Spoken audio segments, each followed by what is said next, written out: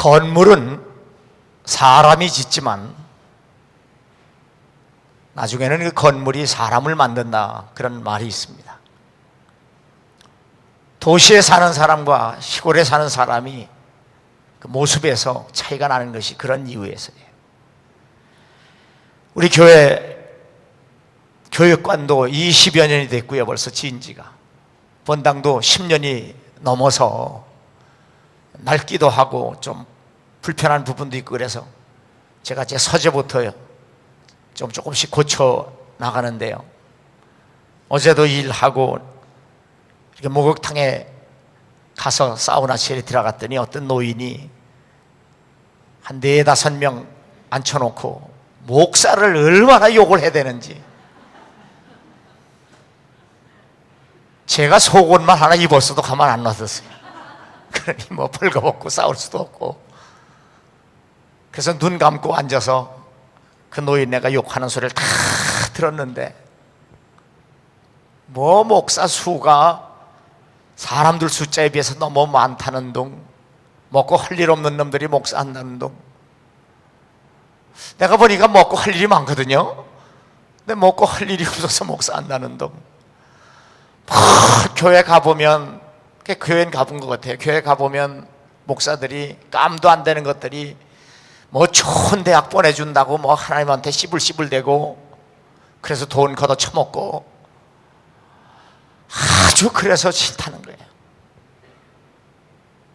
그래서 자기 아버지가 평상시에 너 교회다 대고 목사다 대고 그렇게 욕하면 너 제명에 못 산다, 아버지가 그랬는데도 자기는 77살 먹을 때까지 감기 한 번 들어본 적이 없대요. 그래 평생 교회 욕하고 목사 욕했는데도 77살 먹도록 감기 한 번 안 앓고 보약 하나 안 먹고도 이렇게 건강하고, 자기 재산이 40억이고 지금도 8억짜리 집에서 산다고, 그러면서 욕을 해대요. 왜 그렇게 욕하나 했더니 자기가 목사 교회 욕하는 이유를 얘기하는데, 자기 아버지가 예수를 믿었는데 그 목사가 자기 아버지 순진한 아버지를 꼬셔가지고 아버지 재산, 산과 땅을 다 뺏었다는 거예요. 아버지가 산도 땅도 다 바쳤는데 그 목사가 그거를 팔아가지고 미국으로 도망갔대요. 그게 사실이라면 욕먹어 싸요. 그럼 그 목사만 욕하지 왜 딴 목사까지 욕하냐 이 말이에요. 그래서 그 목사를 잡으려고 미국까지 쫓아갔는데 벌써 다 해먹고 카나다로 도망가서 못 잡았다는 거예요. 그 후로 평생 그 상처 때문에 그 목사를 욕해대고, 이제는 그게 더 발전돼가지고 세계 목사를 다 욕하는 거예요. 성경에 보면 시편 73편에 아삽이라고 하는 시인도 자기는 날마다 하나님의 앞에 나가 회개하고 고난당하고 재난당하고 징벌을 받고 그로 인해서 심한 고통을 겪는데, 이렇게 악한 자들이 형통하고 고난도 없고 재앙도 없고 죽을 때 고통도 안 당하고 힘은 더 강건해지고 그의 목걸이는 교만이고 그의 옷은 강포고 그의 소득은 마음의 소원보다 많고, 그래서 늘 하나님의 자녀들을 능욕하고 악하게 말하고 온 천지에 돌아다니며 악한 말을 하는데, 그는 늘 평안하고 재물은 더욱 불어나고, 그런 걸 보면서 비교해 보니까 고통당하고 속상한 거 이루 말할 수가 없다. 저도 어저께 목욕탕에서 그 노인의 욕물을 먹는데 참 뭐 어떻게 견딜 수가 없어요. 그래도 이 시인은 다 하나님의 성전에 나가 하나님을 섬기며 예배하는데, 그렇게 형통하던 악한 자들이 갑자기 졸지에 황폐되고 놀랄 정도로 진멸한 것을 보고 이 땅에서 사모할 자 주밖에 없고 그리고 하나님께 가까이 하는 것이 복이라는 사실을 깨닫고, 여러분도 나도 하나님 섬기면서 당하는 수모, 행여나 욕을 먹을지라도 분노하지 말고 하나님을 더 의지하고 하나님께 더 가까이 나갈 수 있는 여러분 될 수 있기를 주의 이름으로 축원합니다. 가이사랴 빌립보 지방에서 예수님은 제자들의 신앙 고백을 받으셨습니다. 주는 그리스도시요 살아계신 하나님의 아들이십니다. 이 제자들의 고백을 들으신 후에 다시 말씀합니다. 내가 이제 예루살렘에 올라가 장로들과 대제사장들과 서기관들에게 많은 고난을 받고 죽임을 당하고 제3일에 살아나야 할 것을 제자들에게 비로소 나타내시니라. 제자들에게는 청천벽력과 같은 말씀입니다. 그 후에 예수님은 말씀대로 예루살렘에 올라가 재판을 받고 십자가에서 죽으신 후에 제3일 만에 말씀대로 살아나셨습니다. 예수께서 십자가에 죽으실 때 모든 것을 버리고 따랐던 제자들 모두가 다 배신하고 도망을 쳤습니다. 마가복음 14장 50절 보면 제자들이 다 예수를 버리고 도망했다고 했으며, 51절에 보면 한 제자는 입었던 옷까지 다 벗어 던지고 도망을 했다고 기록되어 있습니다.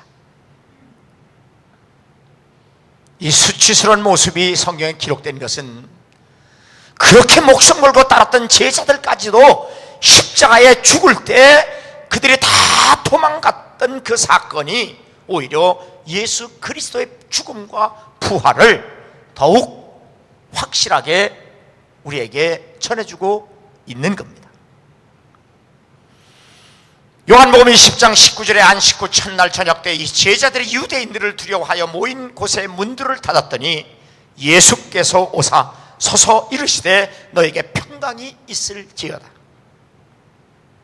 부활하신 예수 그리스도께서 도망간 제자들을 다시 찾아와 주셔서 그들을 만나 주신 겁니다.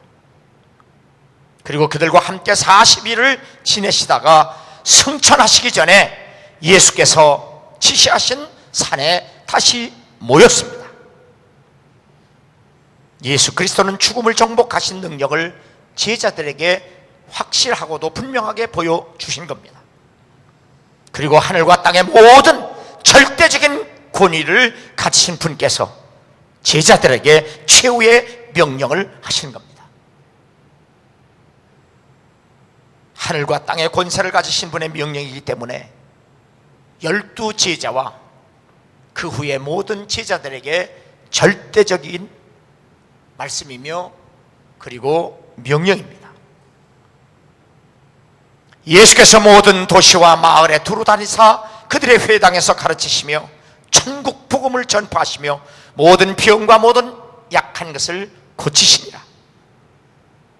말씀을 가르치시고 말씀을 전파하시고 그들을 고치셨다고 하는 것, 이것이 바로 예수 그리스도의 지상의 3대 사역이라 그렇게 말합니다.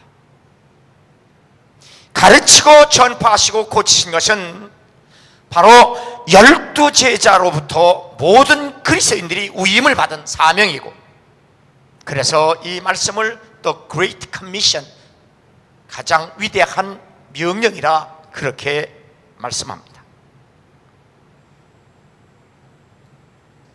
말씀을 가르치고 말씀을 전하고, 그래서 약한 자들을 고쳤다 할 때 이 테라피, 힐링이죠. 고쳤다는 말은 우리의 건강한 상태를 말하는 것보다는 구원 자체를 얘기하는 겁니다. 구원입니다. 미국의 세들백 교회 리그월에는 예수님은 말씀을 가르치고 말씀을 전파하시고 전도하시고 그리고 우리의 건강을 돌보셨다 해서, 우리 몸이 건강하려면 예수님은 뭐 천국만 보내는 것만 일만 하시지 않고 이 땅에 사는 동안 몸의 건강도 돌보셨다. 그래서 건강하려면 체중을 줄이고 살을 빼야 되는데 그래서 그 전교인이 이 운동을 벌이는데요, 전교인이 뺀 살, 몇 달 만에 뺀 살이 뭐 115톤이라고 합니다. 성경에서 말씀을 가르치고 전파하시고 고쳤단 말은 우리 육신의 건강만 얘기하는 게 아니고요, 구원을 얘기하는 겁니다.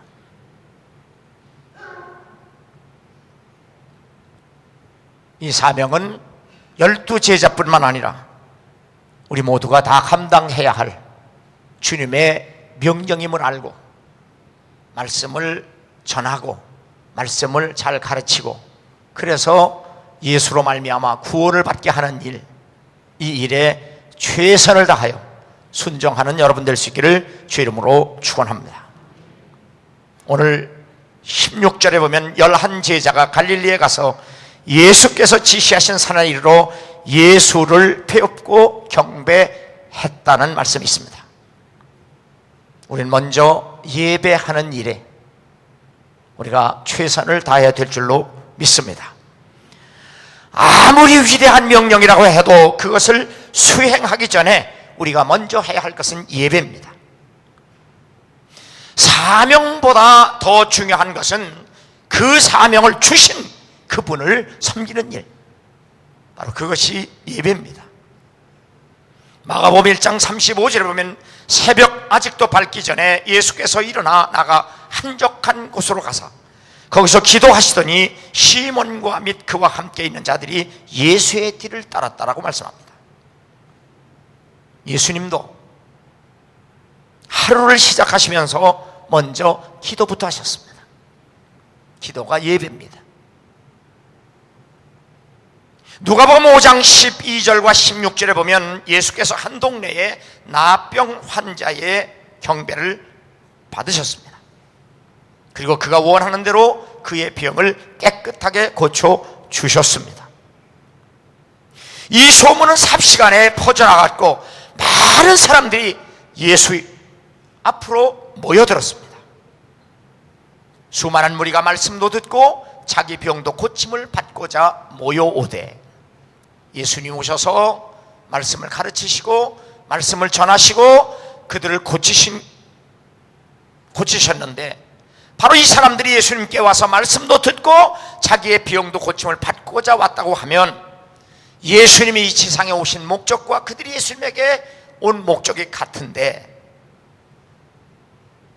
예수님은 물러가서 한적한 곳으로 가셨다고 성경은 말씀하고 있습니다. 한 사람을 고치고 수많은 사람이 모였다면 이것은 사역의 절호의 찬스가 온 것인데, 왜 예수님은 그들을 떠나서 한적한 곳으로 가셨을까? 성경은 기도하시기 위해서 그들을 떠나셨다고 우리에게 말씀해주고 있습니다. 예수님도 사역에 앞서 더 우선적인 것은 예배였기 때문입니다.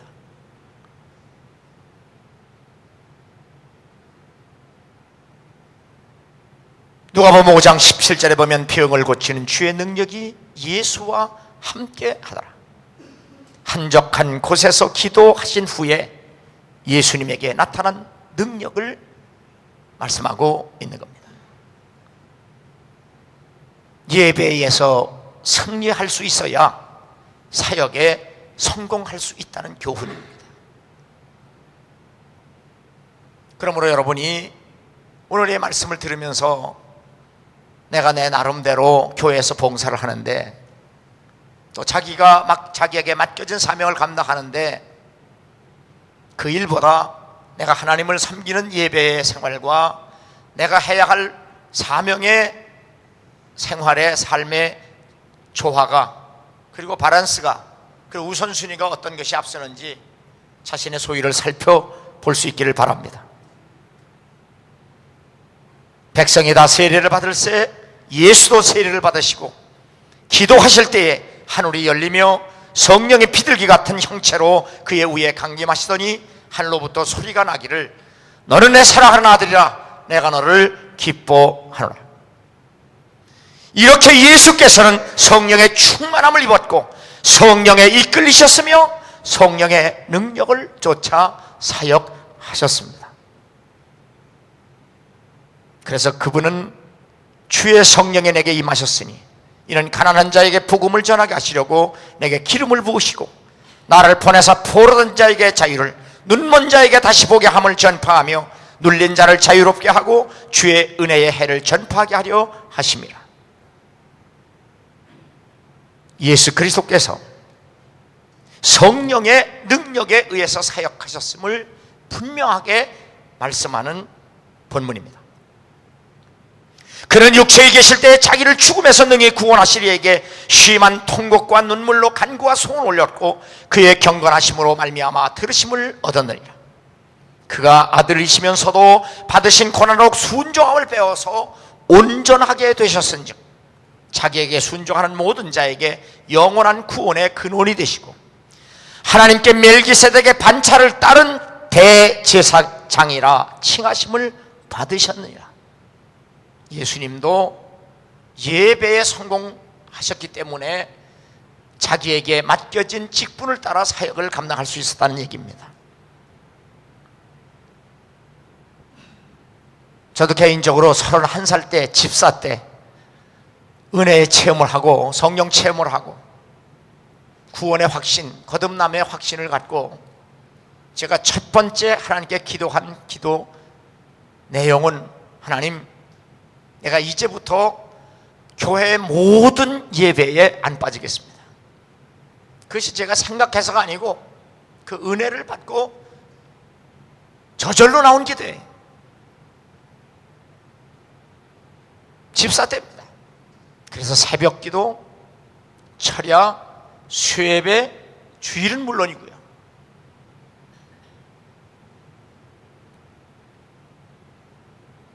저도 직장에 다닐 때, 명동에서 직장에 다닐 때, 그래서 수요 예배가 본교에서 예배 시간에 늦으면 가까운 영락교회 가서, 그리고 수요 예배는 순복음 여의도에 와서 집에 내려오다가 내려서 순복음에서 수요 예배 드리고, 평일에도 새벽 기도하면 직장에서 나올 때 저녁에는 꼭 교회 둘러서 1시간 이상 기도하고 그렇게 하고, 제가 원래 신학교를 가게 된 것은 목사 되려고 신학교 간 게 아니고요. 제가 고등부 그리고 청년부 성경을 가르쳤는데요, 그 일을 더 잘하기 위해서 직장 다니면서 그래서 신학교를 갔던 겁니다. 제가 고등부 교사로 고3 아이들 4명을 가르쳤는데요, 그 4명이 지금 다 감리교 목사가 됐어요. 제가 목사 되라고 한 적도 없어요. 그냥 성경 가르친 것 뿐이에요.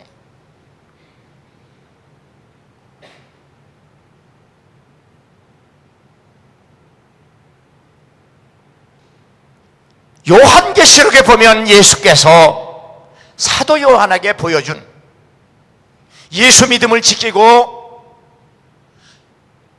천국에 있는 24장로 그리고 14만 4천 능히 셀 수 없는 수많은 이방인들 중에 구원받은 사람들의 공통점이 있습니다. 그들은 밤낮 하나님의 보좌에서 성전에서 하나님을 예배한 자들이라 그렇게 말씀하고 있습니다. 이스라엘 백성이나 이방인이나 모두가 다 예배의 승리자만이 예수 믿는 믿음을 끝까지 지키고 천국의 하나님 보좌 앞에 왔다는 사실을 예수님은 사도 요한에게 보여주면서 바로 초대교인들에게 그렇게 가르치라고 말씀을 하신 겁니다. 우리 이 말씀을 듣는 여러분은 예배에 승리하지 못하면 사역에도 실패한다는 사실을 명심하고 예배의 성공자들이 되시기를 주 이름으로 축원합니다. 두 번째로, 모든 사람이 전도의 대상입니다. 19절에 보면 너희는 가서 모든 민족을 제자로 삼아 아버지와 아들과 성령의 이름으로 세례를 베풀라. 이웃전도와 세계 선교를 의미합니다. 이것이 교회가 감당해야 할 절대적인 사명입니다. 그런데 마지막 세대를 살아가는 우리들이 전도해야 할 대상들이 사실 만만치 않습니다. 유럽 유니온 입법부 의원들은 최근 월드워치 모니터로부터 교회에 대한 폭력 사태의 보고를 받고 어떻게 하면 이러한 사태를 해결하고 그리고 이 분쟁을 막아볼까? 그 중에 이라크 기독교인에 대한 보고가 자세히 기록되어 있습니다. 지난 9월 달에도 이라크에는 기독 정치인 에마드 요한나 집 밖에서 자살 폭탄 테러가 발생하고 그래서 수십 명이 부상을 당하고 그 가운데는 그 의원의 세 자녀도 포함이 되어 있었습니다. 바그다드 교회에서 전한 바에 의하면 기독교인을 대상으로 2, 3일에 한 번씩 테러가 발생한다고 합니다. 이라크는 무슬림들의 영토이기 때문에 기독교인들이 있어서 안 된다는 것이 그 이유입니다. 바그다드 성공회 소속 캐넌 화이트 신부는 사담 후세인이 물러난 후 지난 10년간 기독교인 1000명이 순교를 당했다고 전해지고 있습니다. 오늘 아침 인터넷 신문에도 보면 방글라데시에서는 바로 선교 활동을 중지시키는 목적으로 방글라데시 자경단 위원회가 결성됐다고 합니다. 여기는 정치 지도자들과 무슬림 장로 그리고 지방자치단체장 그리고 학교 교사들로 구성된 위원회인데 이들은 선교를 하지 못하도록 그래서 예배당 짓는 거 방해하고 짓지 못하게 하고 그들이 주장에 의하면 기독교 전도자는 지난 몇 년 동안 순진한 사람들에게 그릇된 가르침을 전했다. 그는 크리스천이 될 만한 가난한 사람들에게 큰 돈을 주었고 그들은 욕심에 사로잡혀 크리스천이 되었다. 무슬림 지역에서 크리스천으로 살아가는 것은 불가능하다. 이렇게 아주 악랄하게 핍박을 하고 심지어는 방글라데시에서 이 사이에 나이지리아 선교사들 그리고 여러 나라 선교사들이 와서 살해를 당하는 그런 끔찍한 일들이 벌어지고 있습니다. 제가 방글라데시 선교위원회 그 이사장인데요, 지난번 우리 이미혜 전사도 단기 선교 갔다가 그 무장단체들의 공격을 받고 차가 다 파손이 될 정도로 그렇게 위험한 죽임을 당할 위기에서 빠져나간 그런 어려움을 당했는데 지금 남아있는 선교지들에게 다 만만치 않습니다. 목욕탕에서 욕하는 그런 분들, 또 공산국가들, 회교국가들 다 이런 데만 남아있는데요,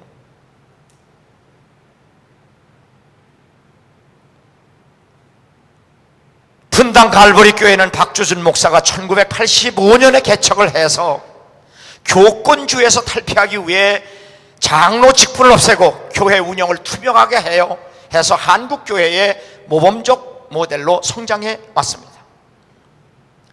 2003년 2대 이필재 목사님이 박주준 목사님의 뒤를 이어서 국내 선교와 세계 선교에 헌신하게 됩니다. 이필재 목사님은 무엇보다 세계 선교에 최선을 다했습니다. 10년 동안 54개국에 1,505명의 선교사를 파송했고 선교지에 172개의 성전을 건축했습니다. 본교회도 교육관을 건축했고 주차시설도 충분히 확보했습니다. 하나님께서 복을 주셨고 갈보리 교우들의 전적인 헌신이 있었습니다. 한 교회를 통해서 얼마나 많은 열매를 맺고 있는가, 이 어려운 때에 이 모습을 보면서 우리 감리교회는 존 웨슬리 정신을 다 잃어버리고 교권 싸움에 몰두하고 있어 참으로 세상에 부끄럽습니다. 존 웨슬리 목사는 모든 인간이 구원을 받아야 한다고 설교했고 구원을 받기 위해서는 복음을 믿어야 할 것을 분명하고도 강력하게 설교했으며 죄를 용서받고 죄로부터 구원을 받아야 한다고 설교했고 죄를 정복하고 마음과 생활에 선교를 이루라고 날마다 권면하고 설교했습니다. 그의 동생 찰스 웨슬리는 그 형 존 웨슬리의 설교를 요약을 해서 예수 전파하는 소리, 온 천지의 기쁨, 다른 도움 없도다, 다른 이름 없도다, 세상의 구원 오직 예수, 세상의 구원 오직 예수, 이렇게 찬송가를 만들어 부르게 해서 웨슬리의 설교를 듣고 한 사람이 구원받으면 찰스 웨슬리의 찬송을 듣고 두 사람이 구원받을 만큼 그 놀라운 구원의 역사가 일어났던 것이 감리교회입니다. 오직 예수, 오직 은혜, 오직 믿음은 감리교 구원론의 확고한 기초이며 중심이었습니다. 이 복음 전파의 대상은 국경과 문화와 사상을 초월해서 증거돼야 하고 그리고 전해야 합니다. 하나님 앞과 살아있는 자와 죽은 자를 심판하실 그리스도 예수 앞에서 그가 나타나실 것과 그의 나라를 두고 엄히 명하노니 너는 말씀을 전파하라. 때를 얻든지 못 얻든지 항상 힘쓰라. 범사의 오래 참과 가르침으로 경책하며 경계하며 권하라.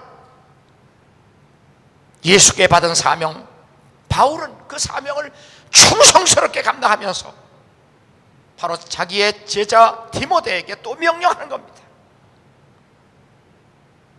우리도 이 명령에 순종하고 신실하게 감당할 뿐만 아니라 또 예수 믿게 해서 제자 만들어 그들에게 그렇게 명령할 수 있는 그리스도인의 참제자가 될 수 있기를 주의 이름으로 축원합니다.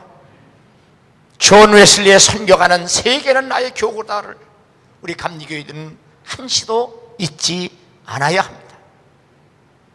세 번째로 잘 가르치고 지키게 해야 합니다. 20절 보면 내가 너에게 분부한 모든 것을 가르쳐 지키게 하라.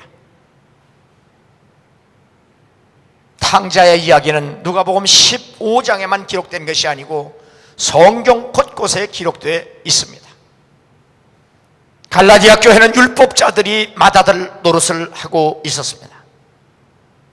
간사한 유혹으로 복음의 은혜를 저버리고 율법의 무거운 짐을 지는 쪽으로 갈라디아 교회가 다 넘어갔습니다. 이에 대하여 사도 바울은 그들을 책망합니다. 그리스도의 은혜로 너희를 부르신 이를 이같이 떠나 다른 복음을 따르는 것을 내가 이상하게 여기노라. 다른 복음은 없나니 다만 어떤 사람들이 너희를 교란하여 그리스도의 복음을 변하게 하려 함이라. 이러한 탕자는 로마 교회에도 있었습니다. 이 일을 아니할지라도 경건하지 아니한 자를 의롭다 하시는 이를 믿는 자에게는 그의 믿음을 의로 여기시느니라. 빌립보 교회에도 집을 나갔다가 다시 돌아온 동생을 헐뜯는 맏아들이 있었습니다. 그래서 사도 바울은 빌립보 교인들을 향하여 개들을 삼가고 행악하는 자들을 삼가고 몸을 상해하는 일을 삼가라. 구원을 받으려면 반드시 할례를 받아야 한다고 선동하는 무리들이 있었기 때문입니다. 예루살렘 교회도 마찬가지였습니다. 어떤 사람들이 유대로부터 내려와서 형제들을 가르치되 너희가 모세의 법대로 할례를 받지 아니하면 능히 구원을 받지 못하리라. 초대교회도 이 은혜의 복음을 떠나 율법의 무거운 짐을 지우려는 자들로 인해서 엄청난 혼란을 겪고 넘어가는 사람들이 많았습니다. 그래서 바울이 에베소 교회를 떠나면서 사나운 인리가 교회에 침투하여 양떼를 아끼지 아니하고 교회 내에도 자기를 따르게 하려는 어거진 말하는 사람들이 생겨날 때에 내가 밤낮 3년 동안 쉬지 않고 눈물로 각 사람에게 가르친 것을 잊지 말고 지키라고 호소했습니다. 주와 및 그 은혜의 말씀에 부탁하노니 그 말씀이 여러분을 능히 든든히 세우사 거룩하게 하심을 입은 모든 자 가운데 기업이 있게 하려 합니다. 하나님께서 교회에 사도를 세우고 선지자 세우고 선교사를 세우고 목사를 세우고 교사를 세우신 이유가 에베소 4장 11절에 기록되어 있습니다. 성도들을 잘 가르쳐 지키게 해서 봉사의 일을 하게 하여 교회를 교회되게 하기 위해서 하나님께서 목사를 세웠다고 말씀합니다.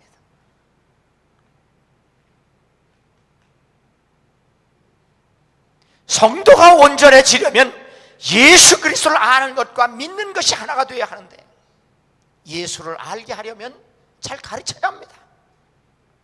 온전하게 되려면 잘 지키게 해야 합니다. 그래야 사람의 속임수와 간사한 유혹 그리고 온갖 교훈의 풍조에 흔들리지 않습니다. 우리 시대의 이단과 사이비들이 창궐하는 것은 1차적으로 교회에서 제대로 가르치지 못한 책임이 있습니다. 이단과 사이비 보고 나쁘다고만 얘기할 것이 없어요. 교회에서 잘 가르치지 못한 책임이 교회에 있고 목사에게 있습니다. 또 아무리 잘 가르쳐도 잘 배우지 않는 육신의 정욕 때문에 그럴 수도 있습니다.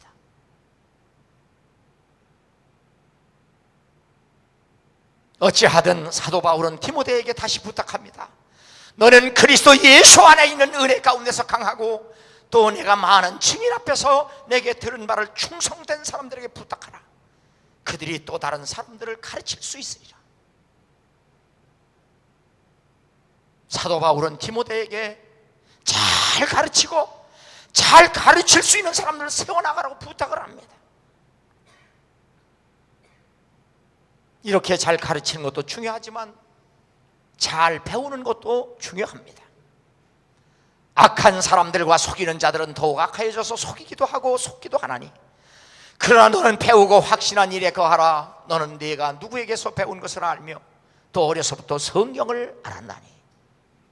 그래서 바울은 디모데에게 내가 남을 잘 가르치려면 내가 어려서부터 잘 배웠으니 잘 배우고 잘 가르쳐라. 이 말씀에 의하면 어려서부터 성경을 배울 수 있다는 것이 얼마나 큰 복이고, 성경을 어려서부터 깨달을 수 있다는 것이 얼마나 복입니다. 그리고 잘 배웠으면 잘 가르칠 수 있다고 하는 것이 얼마나 복된 일인가를 깨달아야 합니다. 잘 다스리는 장로들은 배나 존경할 자로 알되 말씀과 가르침에 수고하는 이들에게는 더욱 그리할 것이니라. 잘 가르치는 장로들, 배나 존경하라. 그러므로 교회에서 남들이 나를 알아주기를 바라고 정말 사람들에게 존경을 받으려면 교인들에게 본이 돼야 돼요. 본이 돼야 돼요. 본은 되지 않으면서도 자꾸 자기 알아달라고 그러고 자기 존경해달라고 그러고 자기 세워달라고. 누가 해줍니까? 누가? 어림도 없어요.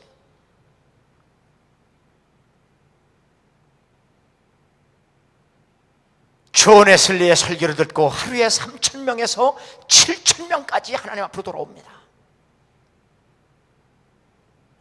그들이 죄를 회개하고 구원의 확신을 가지고 나뭇가지를 들고 춤을 추고 심지어는 성령에 압도되어 입신까지 하는 놀라운 일들이 벌어집니다. 그렇게 변화되고 구원받고 거듭났음에도 불구하고 그들을 지속적으로 돌보고 그리고 가르치고 그렇게 살 수 있도록 감독하지 않으니까 문제가 다시 발생합니다.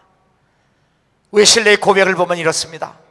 함께 연합한 사람들은 하나님을 두려워하고 의를 행하기 시작하였으나 함께 연합하지 않은 사람들은 거의 다 점점 나약해져서 이전의 상태로 돌아갔다.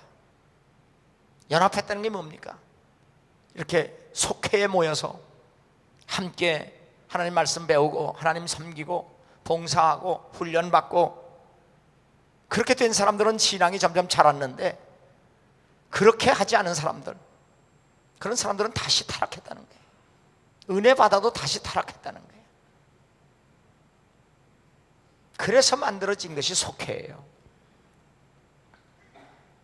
12명씩 묶어가지고 평신도 속장이 그 12명을 그래서 감리교에서부터 평신도 설교자가 생긴 거예요.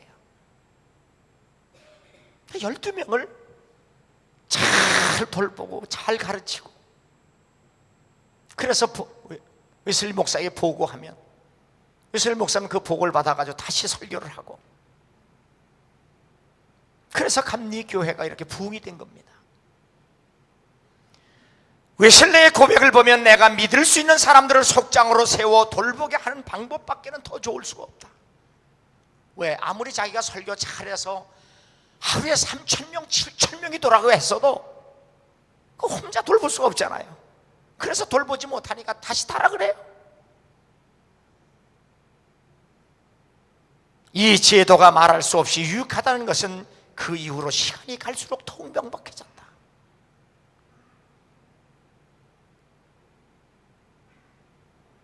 소위 감리교의 꽃을 감리사라고 말하나 이는 정치꾼들이 말이고, 진짜 감리교의 꽃은 평신도 속장입니다.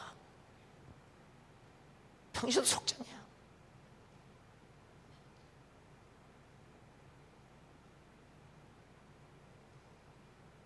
초기 감리교회는 이 속장들 때문에 교회가 부흥됐고 엄청난 구원의 열매를 맺었습니다. 지금도 마찬가지입니다. 아무리 목사가 설교해서 사람 모아놔도 돌보지 않으면 나약해지고 타락해지고, 얼마나, 그래서 성도들과 그리고 속장들, 당시에 왜 목사가 필요했느냐? 평신도들이 성례절을 하지 못하니까 감리사를 세우고 목사를 세운 거예요. 그래서 요즘 현대교회도 자꾸 밴드니 세일 모임이니 셀그룹 하는데, 현대교회의 약점이 또 하나 있어요. 제대로 속장 노릇을 할 사람이 없어요. 이게 문제예요. 제 조직만 잘라놨지 정말 속장으로서 그 12명을 제대로 돌볼 속장이 없어요. 성경 가르치는 실력도 그렇고요, 신앙생활의 본도 그렇고요, 그 많지는 않아요. 정말 우리 교회에서도 교인들을 잘 가르치고 지키게 할 수 있는 예수 그리스도의 정말 제자다운 속장들이 많이 배출될 수 있기를 주 이름으로 축원합니다. 충성된 속장들에게 하나님 나라의 상급이 클 줄로 믿습니다. 목욕탕에서 이렇게 목사에게 욕하는 사람들이 우리의 선교의 대상이고, 선교사들을 잡아 죽이고 교회를 짓는 걸 무너뜨리는 방글라데시, 이라크, 이 회교국가들, 공산국가들, 그들은 원수가 아니라 우리의 전도의 대상입니다. 아무리 전도의 대상이 강팍하고 악하다고 할지라도 주님이 함께 하시면, 하늘과 땅의 권세를 가지신 그분이 함께 하시면 능히 감당할 수 있다는 것이 주님의 약속입니다. 그럼 우리는 순종해야 합니다. 그러므로 평생 교회를 다니고 예수 믿는다고 하면서도 그렇게 각설이처럼 예수 믿지 말고 좀 정신 번쩍 차리고 속장 노릇, 집사 노릇, 권사, 장로, 전도사, 목사 노릇 좀 제대로 해보십시다. 응? 우리 옆사람 인사해. 정신 번쩍 차리고 예수 믿자.